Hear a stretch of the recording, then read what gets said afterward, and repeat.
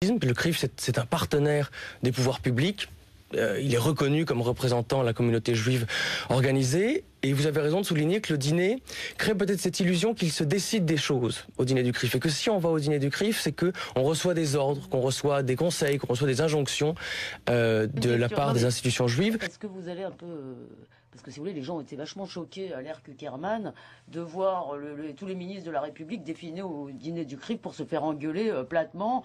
Moi, je me rappelle de Kuckerman disant, alors, tel jour, vous allez faire ça, vous allez convoquer l'ambassadeur d'Iran et lui dire si... Non, non, si. Donc, est-ce que vous allez un peu changer Vous exagérez un tout petit peu. Vous allez les engueuler, vous exagérez un tout petit peu, non? Je sais à peu près.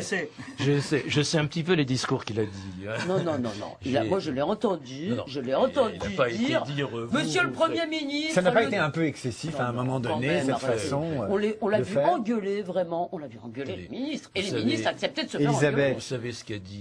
Alors, ce soir, au dîner du CRIF, il y aura Nicolas Sarkozy, il y aura François Hollande. En cette année de présidentielle, c'est un passage obligé ? C'est un passage obligé pour ceux qui pensent qu'ils ont la possibilité d'accéder au pouvoir ou d'être réélus, encore que Nicolas Sarkozy n'est pas encore candidat. Ça pose aussi la question de savoir est-ce que le CRIF ne donne pas là une tribune à un potentiel candidat. On le dit, hein, il y a beaucoup de fantasmes autour de ce dîner annuel du CRIF. Il faut dire qu'il y a beaucoup de beau monde. Il y a des élus de droite, de gauche, des ambassadeurs, des dignitaires religieux, des représentants du monde artistique. Est-ce que le CRIF a une influence sur la politique intérieure française ? Le CRIF a une influence sur la politique intérieure française. C'est-à-dire que c'est un lieu qui concentre des enjeux qui concernent spécifiquement la communauté juive. Dans les années 90, il était question là-bas de la spoliation des Juifs de France, des différentes missions mémorielles et historiques de politique publique qui étaient menées sur ces questions-là. Et en même temps, c'est un lieu qui maintenant concentre des enjeux internationaux, des enjeux identitaires qui sont très vastes et qui dépassent largement la communauté juive. Le président de la République sera donc présent, il va prononcer un discours. Est-ce que c'est aussi l'idée de se dire que l'État doit protéger une certaine communauté ?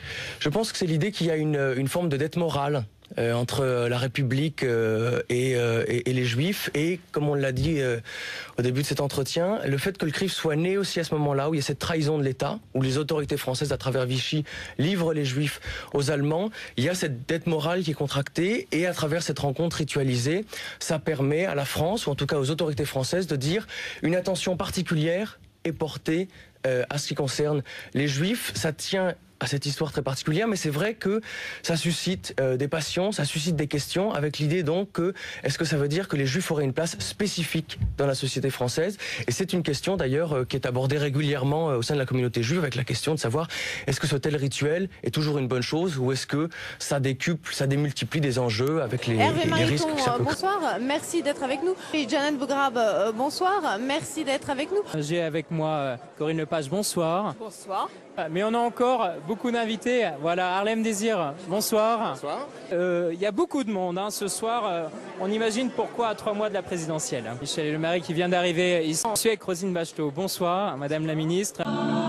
L'hymne national d'Israël chanté par des députés de la République, l'image est assez rare. De droite comme de gauche, des parlementaires, des amis d'Israël, pour dire non à la reconnaissance unilatérale d'un État palestinien par Mahmoud Abbas à l'ONU. Mesures de sécurité renforcées, plusieurs centaines de militants pro-État hébreu affluent en fin d'après-midi. Il faut montrer patte blanche. Rien ne doit perturber le meeting de soutien à Israël des parlementaires français. À la tribune, le socialiste Jean-Marie Le Guen l'affirme haut et fort. La France ne transigera pas avec la sécurité d'Israël parce qu'Israël, c'est un miracle. Israël, depuis sa création, ce miracle, disais-je, a étonné le monde. Et ce que nous voulons, c'est rassurer les dirigeants israéliens. Jamais la France ne reconnaîtra de façon unilatérale et sans condition l'État palestinien. C'est justement parce que toute mon histoire, ça a été d'être proche d'Israël.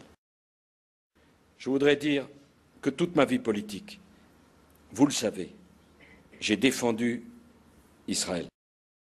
Vous avez pu le voir, de nombreuses personnalités, des membres du gouvernement, de l'opposition, François Hollande, à notre Picot, Dominique de Villepin, Corinne Lepage, ils sont tous venus ce soir. Rendez-vous incontournable pour la vie politique française. Bonsoir Xavier Bertrand. J'aurais toujours trouvé un chant d'amour pour Israël et pour ses dirigeants. Par ma femme, je suis lié de manière éternelle à la communauté juive et à Israël, quand même.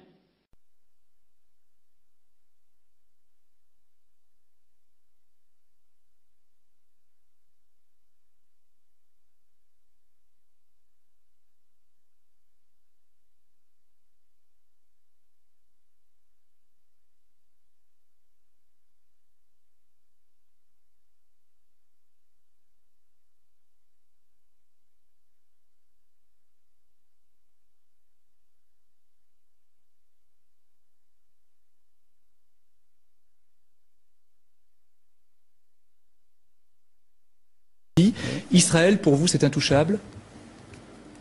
Israël, c'est intouchable, oui. C'est intouchable. Je les déteste.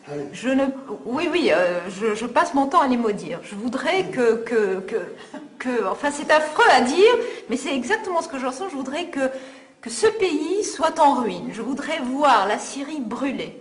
Et ses dirigeants aller en enfer.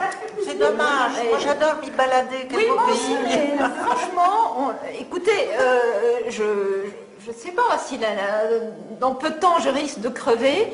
Et il y aura toujours, au fond de moi, je n'ai jamais aimé les Palestiniens et jamais les Syriens. Enfin, j'en veux à ces deux peuples, parce que encore plus le Palestinien,